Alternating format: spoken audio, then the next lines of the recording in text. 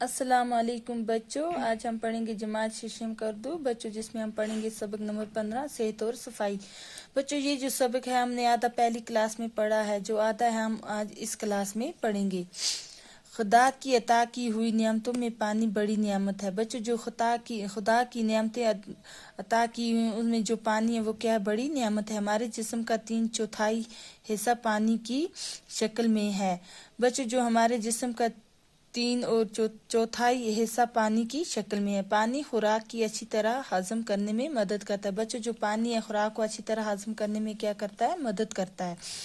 پینے کے لیے پاک اور صاف پانی کا ہی استعمال کرنا چاہیے۔ بچوں ہمیں کیا کرنا چاہیے؟ پینے کے لیے پاک اور صاف پانی کا استعمال کرنا چاہیے۔ ابالا ہوا پانی عام طور پر جراثیم سے پاک ہوتا ہے۔ بچوں جو ابالا ہوا پانی ہوتا ہے وہ کیا ہوتا ہے؟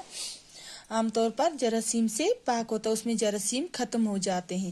قدرتی پانی پہاڑوں پر جمی برف کے پگھلنے سے حاصل ہوتا ہے۔ بچوں جو قدرتی اللہ کا طرف جو پانی ہوتا ہے قدرتی ہوتا ہے، اللہ کی طرف سے ہوتا ہے، وہ کہاں سے ہوتا ہے؟ پہاڑوں پر جمی برف کے پگھلنے سے حاصل ہوتا ہے، یا بارش سے، یا کس سے ہوتا ہے؟ یا بارش سے۔ کنووں، چشموں اور تالابوں کا پانی خالص نہیں ہوتا ہے۔ بچوں جو کنووں اور چشموں اور تالابوں کا پانی ہوتا ہے وہ خالص نہیں ہوتا ہے۔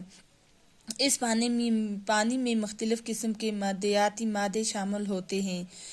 اسی طرح سمندر کا پانی نمکین ہونے کے باعث استعمال میں نہیں لایا جاتا ہے۔ اسی طرح جو سمندر کا پانی ہے اس کو کیا کرنا چاہیے؟ استعمال میں نہیں لانا چاہیے۔ آلودہ پانی کے استعمال سے ہیضہ اور ٹائیفائڈ